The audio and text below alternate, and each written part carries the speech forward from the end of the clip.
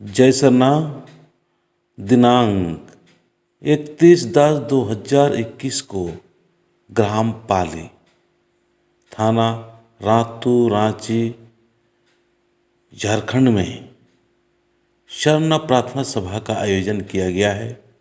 आप सभी शरणा विश्वासी, शरणा समाज के प्रति रियल में अच्छे भाव विचार रखने वाले तमाम साथियों से यही कहना चाहेंगे कि आप ज़रूर से ज़रूर पाली गांव में शरणा प्रार्थना सभा जो रखा गया है उसमें पहुंचने का कोशिश करें।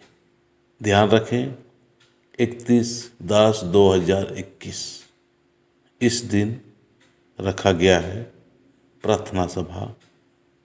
आप ज़रूर अपने भजन मंडली और अपने सुविचार के साथ पहुंचने का कोशिश करें। जय शर्मा।